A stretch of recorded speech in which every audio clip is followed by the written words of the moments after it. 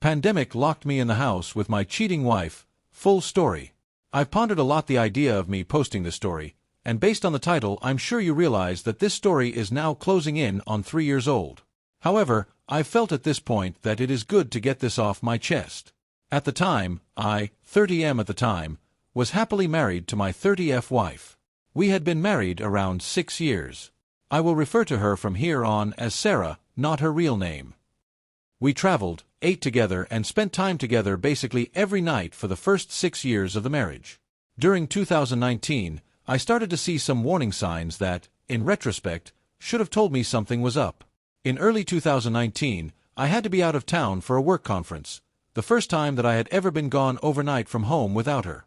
She immediately suggested that her friend might come visit and even stay over those days. Now for context, this friend 29M, I will refer to him as Mark, is someone she texted all the time, they were close friends, and I know for a fact had been intimate with before we met. I put my foot down and said no, pointing out he never came over in 6 years, except the one time I was gone. While she got mad, she respected my wishes to the best of my knowledge, and the scenes from the security cameras. There were other things as well that gave me pause, but for the interest of time I will move on. Now we arrive at the end of 2019. As we are in a movie theater together, I notice her writing messages to someone on her Apple Watch during the movie. This was very unusual for her to do, and the messages, although I can't remember them, were a bit strong for a coworker at a new job but nothing overtly sexual/romantic. I ask her about it after the movie and she brushes it off.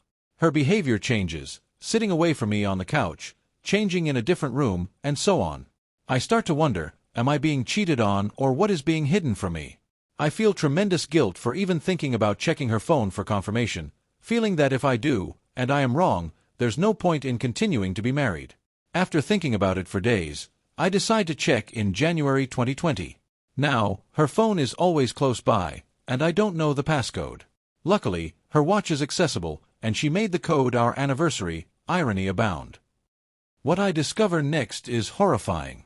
Sarah and Mark discussing her hookups with a coworker, them mocking me for not noticing what is going on, Sarah discussing how the idea of me touching her is revolting, how she can't imagine having kids with me. We had been trying in mid-2019, so this especially hurt. Then I read the messages between Sarah and the coworker, we will call him Carl. Those messages are explicit, and Sarah shows more affection for him in every way than she shows me now. And each message tells me a new revelation that hurts more. That a trip she said was to console a friend was really so that the friend could meet Carl. That she began changing in the bathroom so I wouldn't see the hickeys on her body.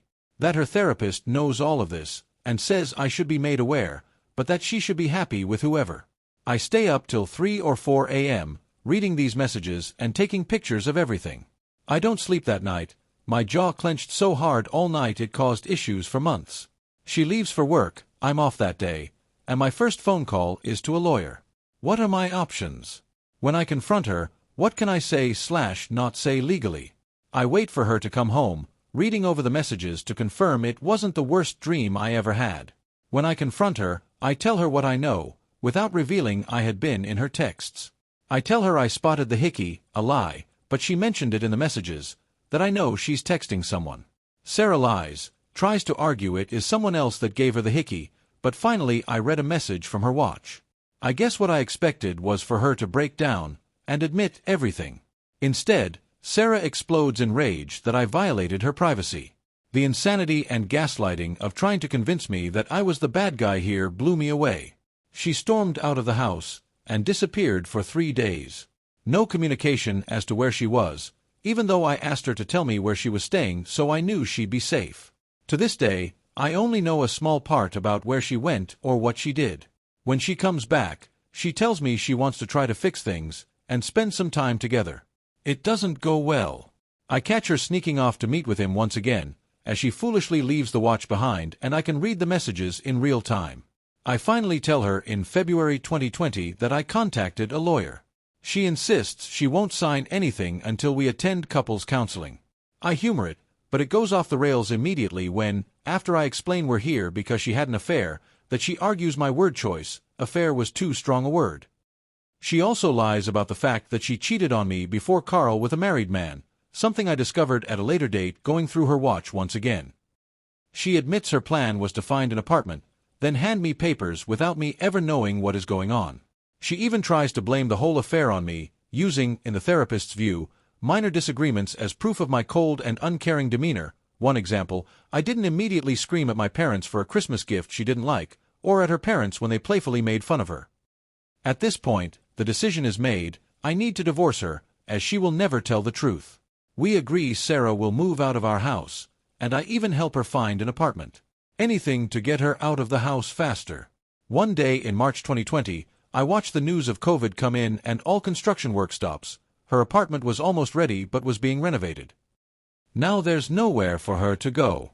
I'm stuck in the house with her from March to June of 2020. For those wondering, she has enough legal knowledge to know that leaving would make her case harder and might still have to pay expenses. Those 3 or so months were hell. Trying to do my job and live in a house with a person who had wronged me and ridiculed me was unbearable at times. We tried, as best we could, to keep it civil and not scream at each other every time we passed each other.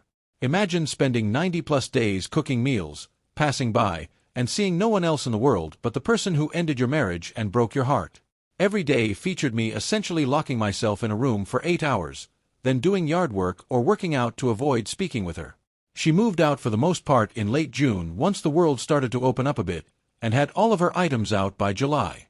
Knowing that I wanted the house, she definitely manipulated the situation to her advantage to avoid her being publicly shamed. Her family, to this day, doesn't know what caused the divorce. She didn't tell them the divorce was happening at all till after the papers were signed, and essentially forced me to pretend we were still together until then, at which point I told her to tell her parents or I would. They never asked me what was the cause, although 1 or 2 did wish me well. I never felt the need to tell them, as despite the pain and gaslighting she caused, I didn't feel the need to hurt them. Her parents never wronged me. Carl and Sarah didn't last. When I found out, Carl told her to leave me and be with him. But she tried to mend our relationship and he walked away from her, so she ended up with no one. Sarah and I rarely speak now unless it's absolutely necessary, which is rare. I've wondered at times if maybe I was wrong for not publicly outing her infidelity. The people who are important to me know the truth.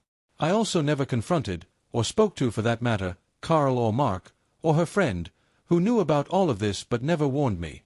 As for me, I found someone who is truly a good person, and have a great relationship. I've never told Sarah as it's none of her business. Much like telling her family about her cheating, I thought about telling Sarah how well I'm doing, but I think that is just schadenfreude. Thanks for reading, and I'd love to hear your thoughts.